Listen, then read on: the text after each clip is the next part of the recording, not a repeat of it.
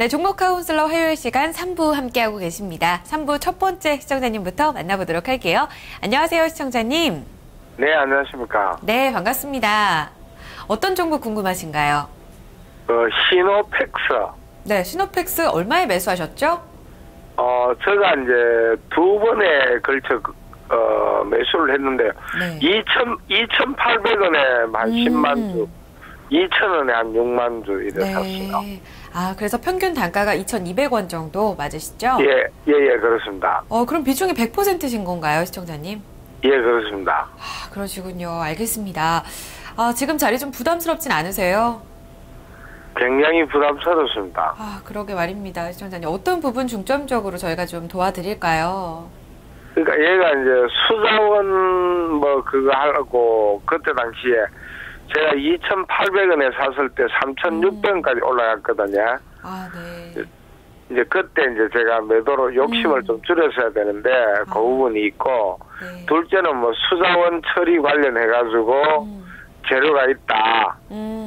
그래가 이제 하는데 지금은 계속 1,000원, 그래도 한 900원대는 유지되는 그런 상황입니다. 아, 네. 일단 모멘텀이 있다고 들었는데 거기에 대해서 주가가 충분히 움직이지 않고 있다. 그리고 매도 가격을 한번 놓치셨다는 말씀이시죠? 3,600원대에서요. 예, 제가 봤을 때는 그 시점에는 아마 좀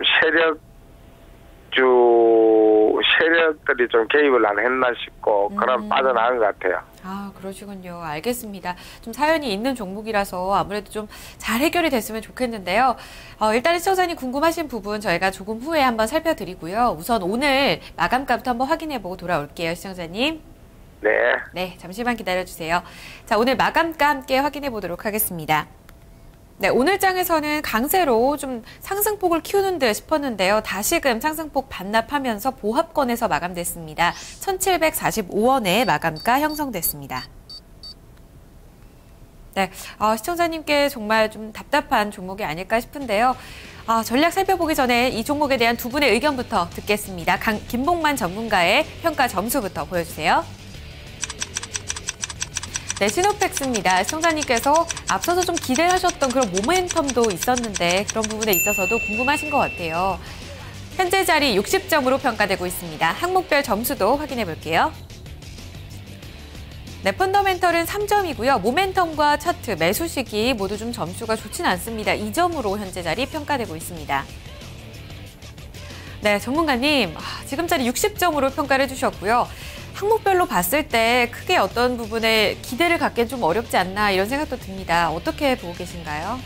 자, 맞습니다. 일단 시노펙스가 지금 터치 스크린을 제조 생산하는 그 기업인데 그 터치 스크린 쪽에 그 향후의 성장성은 지금 완전 포화 상태이기 때문에 여러 업체가 많이 난립하고 있고요. 그래서 일단 3년 연속 영업 적자는 기록 안 하고 수익은 달성하고 있습니다만은 성장성이 조금 안 좋죠. 그리고 수산업, 수처리 산업 이쪽 신재생 에너지 물산업 쪽에서도 아직까지는 가시적인 성과가 안 나옵니다. 그래서 현재 주가가 단기적으로 급반전이 나오기는 힘들지 않겠나 이런 부분에서 일단 점수를 제가 좀 낮게 드렸습니다.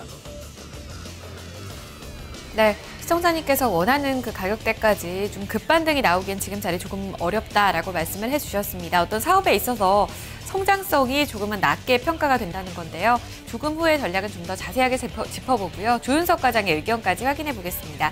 전체 평균 점수부터 보여주세요. 네, 김봉만 전문가는 60점으로 평가를 했고요. 일단은 실적 측면 그리고 모멘텀 성장성 측면에서 다소 우려가 된다라는 의견이었습니다. 네, 점수가 조금 낮습니다. 30점으로 평가되고 있습니다. 항목별 점수 한번 비교해 보도록 할게요. 펀더멘털이 3점이고요. 모멘텀과 차트가 2점 동일합니다. 매수 시기가 조금 더 부진하네요. 1점으로 점수 평가되고 있습니다. 네, 조윤석 과장님, 시청자님께서 지금 두 번에 걸쳐서 매수를 하신 거예요. 3,000원 그리고 2,000원에 들어가셨는데 매수 시기가 좀 문제였던 걸까요? 지금 자리 어떻게 보고 계세요?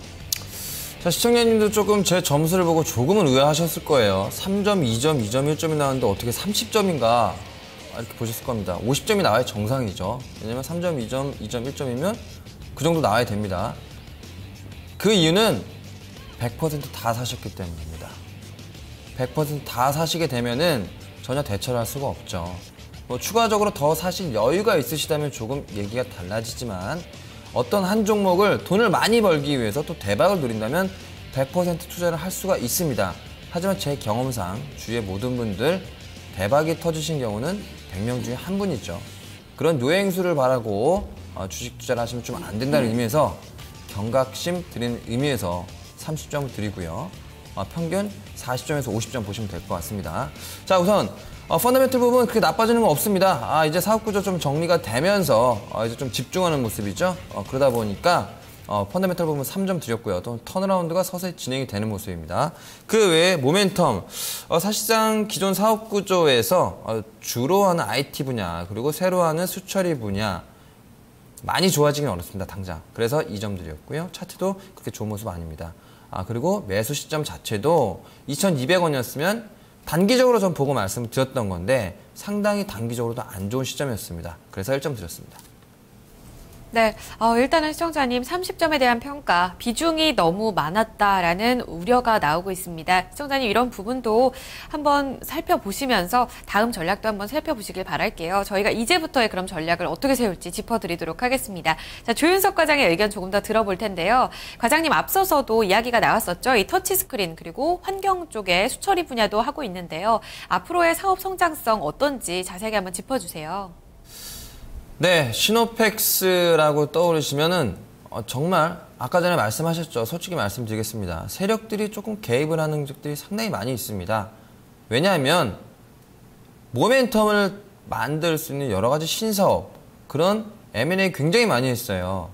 그러다 보니까 주가가 급등락이 굉장히 심했고 올라갈 때는 굉장히 많이 올라갔다가 또 빠질 때는 몇 년간 빠졌다가 이런 급등락이 계속됐다는 원인이었습니다.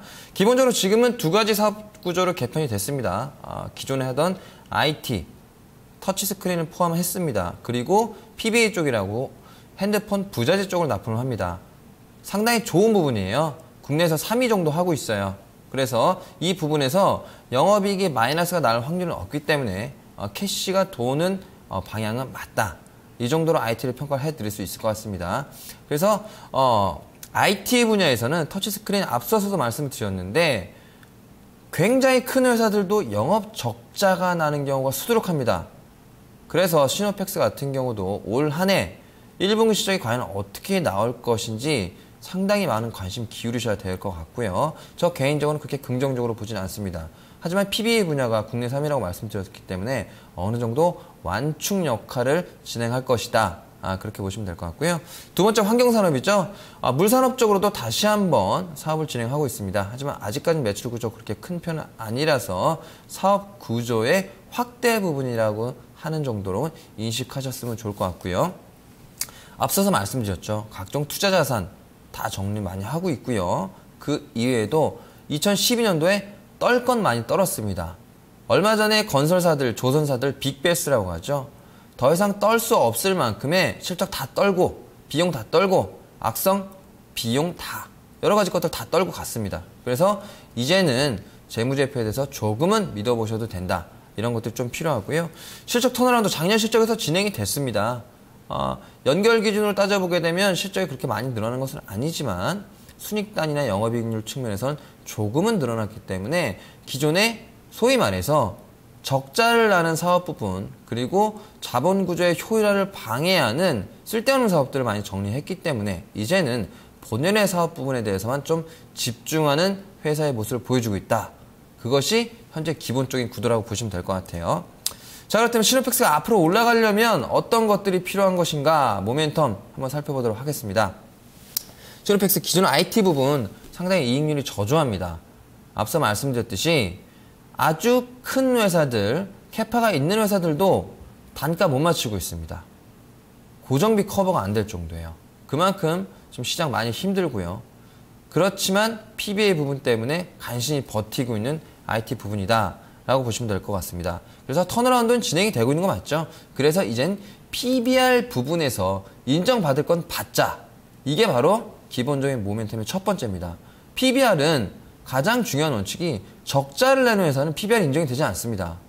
흑자를 내는 회사, 영업이익이 조금이라도 늘어나는 회사, 순이익단에서 프리스가 나는 회사 자체는 PBR 인정받을 수가 있는 거죠. 그렇기 때문에 시노펙스도 반등을 좀 기대할 수 있는 모멘텀의 가장 첫 번째가 자산가치다라고 보시면 될 것 같고요. 두 번째입니다. 물처리 관련 사업이죠. 시노펙스가 가장 중요시하게 향후 성장 동력으로 좀 키워나가려는 그런 사업 부분입니다. 멤브레인, 아실런지는 모르겠지만 필터 사업 부분이에요. 상당히 이 부분은 경쟁력이 있습니다. 경쟁력이 있는데 현재 시노펙스의 사업 구조 면에서 그렇게 많은 매출의 비중을 차지하지 않고 있기 때문에 주목을 못 받는 것이죠. 두 번째로 물 사업이 상당히 중요한 게 담수 처리나 여러 가지 것들 국내에서도 아주 의욕적으로 추진하고 있고 또한 기술력 자체도 담수화 설비 같은 경우는 세계 1위라고 보시면 될 것 같아요. 그래서 이런 공장 설비나 설비 제조 능력 그리고 유지 보수 능력이 국내가 거의 탑 수준에 오를 수 있는 가능성이 매우 높다라고 보시면 될 것 같습니다. 그렇다면 시노펙스도 당연히 이런 수처리 관련 사업이 확장되면 확장될수록 향후에 수질오염 관련이나 어떤 이슈가 터졌을 때 단기간에 급등할 수 있는 모멘텀을 분명히 제공할 수 있겠죠. 그렇기 때문에 수처리 산업이 저 개인적으로 상당히 중요하다고 보고 있습니다. 자, 그렇지만 한 가지 짚고 넘어가야 되겠죠. 바로 다음 장표 보시겠습니다. 이건 예상치가 좀 틀렸긴 한데요. 2014년은 사업 분야 매출 비중입니다. IT 산업과 환경 산업, 자, 비중만 보시면 됩니다. 자, 90%, 10%. 제가 단기적 모멘텀이라고 말씀드렸죠.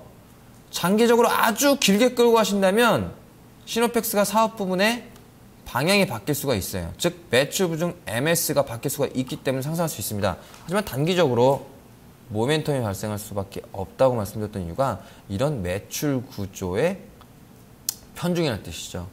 그래서 지금 수처리 산업 관련 분야에서는 아직까지는 단기적 모멘텀밖에 제공할 수 없다라고 말씀드리고요. 물론 해외 쪽 태핑하는 거 굉장히 많습니다. 사우디 쪽도 있고요. 특히 중동 부분에 여러 가지 레퍼런스를 가지고 접근하는 것들이 있습니다. 하지만 아직까지 가시적인 성과가 나오지 않았기 때문에 주가가 단기적 모멘텀을 제공하지 못했다고 판단하시면 될 것 같고요. 자, 이제부터는 기본적인 설명 말씀 말고 아까 전에 세력이나 말씀하셨어요. 그렇기 때문에 조목조목 그런 것들 한번 말씀드려볼게요. 자, 이 종목 같은 경우 얼마 전에 뭐 BW 소각한다고 나왔었죠. 여러 가지 얘기가 있었습니다. 그 얘기 긍정적이라고 느껴지십니까? 저는 아니라고 보고 있습니다. 대주주 지분율 얼마입니까? 대주주 지분율 해봤자 10%도 안 되죠. 총 다 합쳐서. 그렇기 때문에 회사의 적정의 성장이 안 나오는 겁니다. 워런트 25억 해봤자 사실상 법인 입장에서 그렇게 큰 규모는 아니고요. 물론 상장을 감안하게 되면 상당히 큰 규모지만 지금은 워런트를 행사해서 오히려 죽음을 납입해야죠. 납입을 해서 자본금 더 늘리고 적극적으로 투자를 해서 회사를 성장을 시켜야죠. 절대 그 행간을 놓치지 말으셔야 돼요. 지금 같은 경우는 절대 주주가치 제고에 도움이 되지 않는 행위라고 저는 말씀드릴 수 있을 것 같습니다. 자, 두 번째, 이건 주가를 보고 한번 말씀드려야 될 것 같아요. 차트 한번 보실게요. 자, 차트 1번 보시게 되면요. 작년 흐름이 더 중요합니다. 올해 흐름은 별로 중요치가 않습니다. 작년에 주봉을 보시게 되면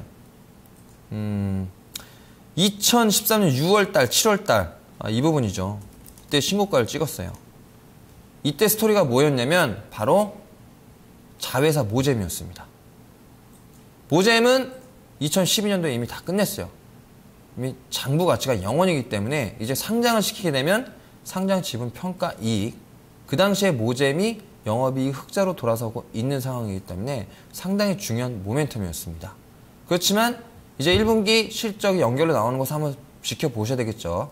어떻게 나올지 저 자신도 모르겠고요. 하지만 주가를 보면 그렇게 좋지 않을 거라는 건 명확한 것 같습니다.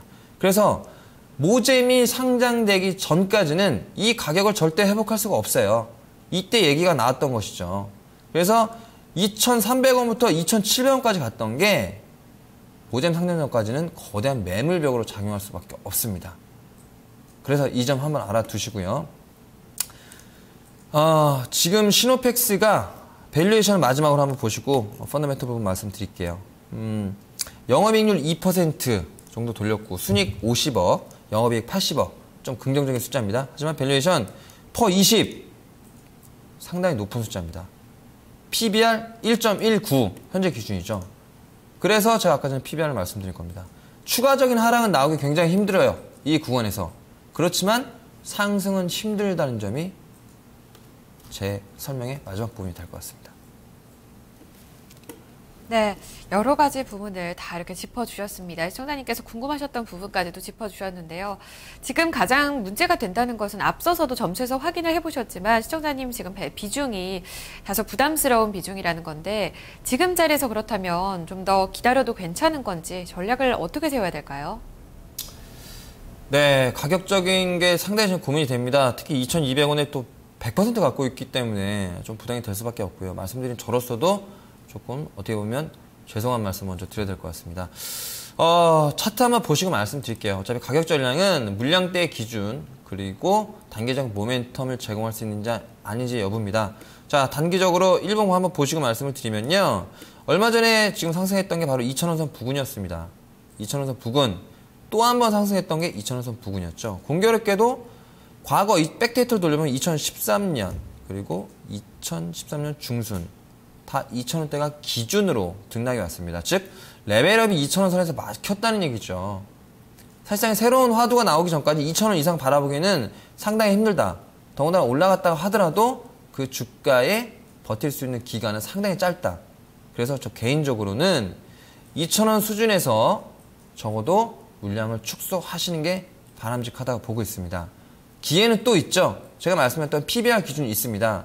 아까 전에 말씀하셨던 매수 가격이 2,800원이셨죠. 그렇다면 한 2, 3년 전에 매수하셨죠. 그만큼 장기적으로 끌고 가실 수 있으신 분이니까 다시 한번 추가 하락이 나올 수 있습니다. 그때 팔아놓으셨던 주식 다시 채우시면 됩니다. 그래서 2,000원 수준까지 반등하시게 되면 비중 축소하시라고 말씀드리고 싶습니다. 네, 시청자님. 네. 네, 전략을 좀 들어봤습니다. 어떻게 도움이 좀 되셨어요?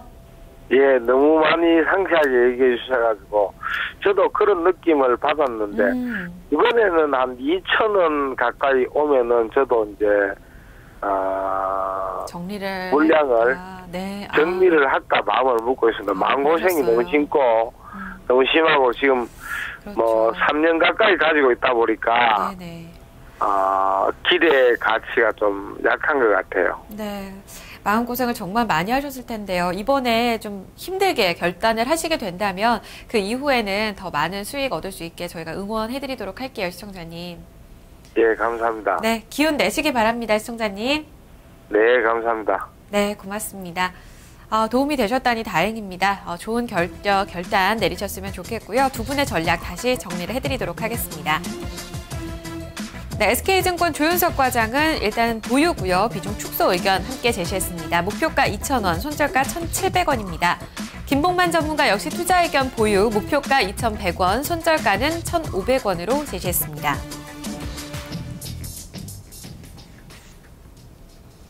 네, 다음 종목 살펴보도록 하겠습니다. 게시판 사연인데요. 이번에 남겨주셨던 종목은 바로 파인디지털입니다. 살펴보면 0130님께서 문자로 참여를 해주셨네요. 5,740원에 매수를 하셨고요. 비중은 많지 않으세요. 10% 담고 계시는데 오늘 급등 시세가 좀 나오면서 수익을 많이 실현을 하셨을 것 같아요. 아직 실현을 하시지는 않은 상황인데 과연 극대화 전략 세울 수 있을지 가격 전략 자세하게 여쭤보겠습니다. 김봉만 전문가님 전략 주세요. 자, 그 파인디지털 매수가 대비해서 수익이 좀 제법 나신 것 같습니다. 예, 그래서 일단 수익 축하드리고요. 오늘도 한 6% 정도 올랐는데 일단 오늘 뭐 상승 나온 것은 거래가 뭐 10만 주 미만이기 때문에 1차적으로 단기 낙폭 가대에 따른 기술적 반등 정도로 일단 해석하시면 될 것 같습니다. 뭐 전체적으로 파인디지털 같은 경우도 이후에 뭐 다시 한번 뭐 이번 주 저점은 좀 이탈하기 힘들죠. 왜냐하면 현재 주가는 이제는 좀 바닥권이다. 그렇게 말씀드릴 수 있겠고, 뭐 실적을 본다 하더라도 전체적으로 지금 시가총액 대비해가지고 올해 실적 고려하건대 지금 현재 주가는 상당히 저평가입니다. 뭐 기관 외인들 좀 매수가 들어옵니다. 그리고 그 내비게이션뿐만이 아니고 이제 그 블랙박스 사업 쪽에 진출하면서 본격적으로 이제 중국이라든지 올해부터 그 해외 시장에 이제 뻗어나가는 그것도 대장격이죠. 그래서 이외 동사의 주가는 뭐 올해 실적, 그다음에 성장성 고려하건대 뭐 중장기적으로는 최고점이 10,000원 돌파를 작년에 11,000원까지 했었는데요. 18,000~19,000원까지는 충분히 가능성이 있다 이렇게 볼 수 있겠습니다. 자, 잠깐 차트 보시면요. 자, 이제 비중이 지금 10%니까 좀 가볍게 좀 보시죠. 우선은 그래서 일단 이번 달까지는 조금 주가가 지난 그 4월 달 고점이죠. 예, 7,500원, 700원 요 라인에서 조금 급등락이 있을 것 같습니다. 아시겠죠? 그래서 단기적으로 만약에 내일장 이후에 직전 고점까지 올라온다 그러면 일단 뭐 깔끔하게 한번 정리를 했다가 다시 한번 7,000원 아래로 눌리면 줄 겁니다. 그때 재매수 하셔도 되고요.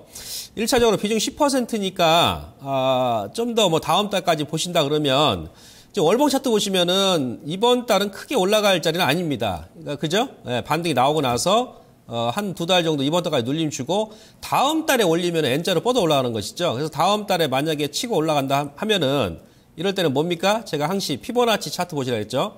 그래서 그 최고점의 50% 반등 구간입니다. 여기가 8,500원, 그래서 한 8,700원 정도 됩니다. 그래서 이번 달은 직전 고점, 단기 목표가 7,500원 라인 정도 보시면 될 것 같고 다음 달 이후까지 보신다 그러면 이번 주 저점이죠. 6,500원 라인만 크게 안 깨면 8,500원에서 9,000원 구간까지 가능하다 이렇게 말씀드릴 수 있겠습니다. 네, 목표가 제시가 되고 있습니다. 정말 시원한 가격이 아닐까 이렇게 생각이 드는데요. 일단 6,500원이 계속해서 지지가 되는지 여부 중요할 것 같고요. 이달 7,500원, 다음 달에는 8,500원에서 9,000원까지 목표가 제시되고 있습니다. 파인 디지털 통해서 또 수익 많이 내시기 바랍니다. 이어서 다음 시청자님 전화로 만나보겠습니다. 안녕하세요. 네, 안녕하세요. 네, 시청자님 반갑습니다. 네, 반갑습니다. 네, 어떤 종목 궁금하세요? 바이넥스요. 바이넥스 사셨어요. 네. 네, 매수가가 얼마신가요? 6,720원이요. 네, 비중은 얼마나 담으셨어요? 25%요. 6,720원에 25%요? 예, 예. 알겠습니다. 시청자님. 어떤 부분 궁금하세요? 아니, 어제 좀 많이 오르는 것 같은데 오늘 그냥 대밀려가지고요. 내려서, 네. 예, 예. 일단은 왜 하락했는지 궁금하신 건가요? 예, 예. 알겠습니다. 이런 부분과 더불어서 또 기간을 잡고 계시다면 얼마나 갖고 가실 생각이세요? 1개월 정도요. 한 달 정도요? 짧게 보시네요. 예, 예. 알겠습니다. 그런 부분 감안해서 함께 여쭤보도록 하죠. 시청자님 두 분 중에 어느 분의 진단 듣고 싶으신가요? 김봉만 전문가님. 네, 알겠습니다. 전문가님 받아주세요. 예, 안녕하세요. 네, 안녕하세요. 자, 바이넥스는 왜 매수를 하셨나요? 아니, 먼저 번에 신문 보니까 좀 좋게 났더라고요, 그게요. 예. 그래서. 어떤 샀죠. 부분이 좋게 났죠? 바이오시밀러 그쪽 한다고 하고 실적도 좀 좋아졌다고 그랬어요. 예. 그 기본적으로 이제 바이오주 같은 경우는 그 롱런을 좀 해야 됩니다. 그래야 일단 또 이제 그 우리가 소위 얘기하면 그 시장의 대박주 중에서는 꼭 바이오주에서 많이 나오죠. 네. 움직이면은 뭐 보통 그냥 뭐 기본 뭐 2~3배는 기본이고 뭐 메디포스트 같은 경우는 뭐 10,000원에서 280,000원까지 올라가고 그래서 꿈을 먹는 주식이기 때문에 그래요. 네. 그래서 일단 선정을 잘 해가지고 농론을 해야 좀 대박이 나는데 일단 기본적으로 바이넥스 같은 경우는 그런 종목군 중에 또 한 종목일 수도 있습니다. 네. 아시겠죠? 예. 예, 비중 적절하고요. 예. 기본적으로 이제 바이오주 같은 경우는 우리가 접근할 때 회사를 철저하게 이제 중기로 갈 때는 분석을 해야 되는데 일단 바이넥스는 그 바이오주 중에서도 어떤 그 베이스 캠프 역할을 하는 기업이에요. 네. 아시겠죠? 네. 무슨 얘기냐? 바이오시밀러란 그 신약을 개발하게 되면, 바이오시밀러를 개발하게 되면, 그거는 이제 아무 그 제약회사 공장에서 생산하는 게 아닙니다. 소위 얘기하면, 친환경 그 구조를 가지고 있는 그런 그 공장에서 생산하는 겁니다. 네. 그러니까 예를 들어서 지금 셀트리온의 그 램시마 같은 경우도 일반 제약회사 공장에서 무슨 뭐 깡통 찍어내듯이 이렇게 딱딱딱 하는 것이 아니고, 미국과 유럽의 그 특허를 받아야 돼요. 네. 그래서 지금 삼성 바이오 시밀러 같은 경우도 나중에 바이오 시밀러를 생산하게 되면 이제 바이넥스에 위탁을 하게 되고 뭐 미국의 머크라든지 뭐 하나 케미칼 같은 경우도 바이넥스 이 공장에서 바이오 시밀러를 생산합니다. 네. 예, 이런 그런 기업이고요. 일반 제약도 이제 많이 생산하고 있고요. 아울러서 이제 기본적으로 펀더멘털이 좋아야 됩니다. 이 바이넥스 같은 경우는 지금 현재 부채 비중이 20% 안팎이거든요. 네. 그럼 코스닥 기업 중에서 부채 비중이 100% 미만이면 거의 뭐 무차익 경영이죠. 네. 회사도 괜찮죠. 유월도 높고. 네. 그 다음에 중요한 것이 뭐냐면은 향후에 어떤 재료가 있을 것인지 여부가 중요한데, 예를 들어서 그 국내 대기업들이 어떤 중소기업에 투자를 했어요. 네. 그러면 그것은 그 중소기업의 어떤 그 성장성과 기술력이 있다는 근거겠죠. 네. 뭐 몇백억, 몇십억 투자하면서 아무 기업이나 투자하겠습니까? 절대 그렇지 않다는 얘기죠. 네. 그래서 이 바이넥스 같은 경우는 국내 기업이 아니고요. 네. 일본의 니치코 제약이라고 있습니다. 네. 일본의 니치코 제약이 연간 매출액이 1조 원이 넘는, 그러니까 일본 내에서 바이오 시밀러 1위 기업이에요. 네. 그 기업에서 바이넥스 지분을 3조 장 유상을 받았습니다. 작년에. 네. 그 다음에 재작년에는 터키 제약 1위 기업 또 네. 투자를 했고, 네. 그 다음에 지난달에 공시 나와서 아시겠습니다만 러시아도 이제 러시아에서 러시아 제약회사 1위 기업이 동사와 또 그 판권 계약을 체결했어요. 네. 그게 뭐 때문에 그러냐면은 바로 그 레미케이드죠. 셀트리온에서 개발한 그 레미케이드란 그 바이오 시밀러, 네. 로마티스 관절염. 네. 근데 이 바이넥스가 그러니까 자회사 격인 그 A 프로젠이라고 있습니다. 네. 그게 이제 지금 비상장인데, 그 기업이 A 프로젠이 레미케이드 그 생산 기술력을 가지고 있어요. 네. 이게 만약 터진다 그러면은 네. 이 바이넥스도 상당히 좀 시세가 나올 수 있는 그런 그 일단 좀 재료를 가지고 있죠. 네. 그러니까 해서 괜찮고, 다국적 터키, 러시아 그리고 일본의 1위 기업이 투자한 기업이다. 네. 그다음 펀더멘털 괜찮고. 네. 그러면은 뭐 자금 대비 한 20% 정도는 좀 농런을 해도 좀 괜찮은 기업이다. 이렇게 이해를 하시면 되겠습니다. 네. 이해되시겠습니까? 예, 예. 예. 자, 그러면 차트로 넘어갑니다. 네. 자, 기술적 보시면은 어제 좀 반등 나오고 오늘 민거스, 오늘은 이제 삼성전자, 어제 오늘 같은 경우는 종합지수가 소위 얘기하면 빛 좋은 개살구 장세다. 우리 개인들한테는 3점만 끌어올렸죠. 네. 예, 그래서 이제 개별주로 오늘 조금 시세가 안 나왔어요. 그래서 기본적으로 이 거래가 없기 때문에 지금 현재 작년 10월 달에 여기서 이제 니치코 제약이 3자 배정 유상증자 받는다 그러면서 급등이 나왔거든요. 네. 그래서 이 매물을 좀 소화를 해야 됩니다. 근데 거래가 좀 안 나오죠? 네. 예, 그러나 뭐 추가적인 하락은 그게 제한적이고요. 이번 달 말 정도에 주가 흐름이 조금 나올 소지가 없지 않아 있어요. 네, 그래서 일단 그대로 좀 보유하시고 빠르면 다음 주 정도 되겠습니다. 일단 단기적인 목표가는 만약에 여기서 이제 치고 올라간다라면은 N자형 패턴이 나와주는 것이 FM적인 패턴이죠. 네. 그랬을 경우에 단기는 7,500원에서 8,000원 라인 정도 보시고, 네. 저는 이제 개인적으로 이 종목 같은 경우는 이후에 만약에 61선 있죠? 네. 예, 6,000원 구간만 크게 안 깨면 절반 정도는 한 10% 정도는 약간 좀 길게 좀 가져가셔도 크게 무리가 없을 것으로 봅니다. 네.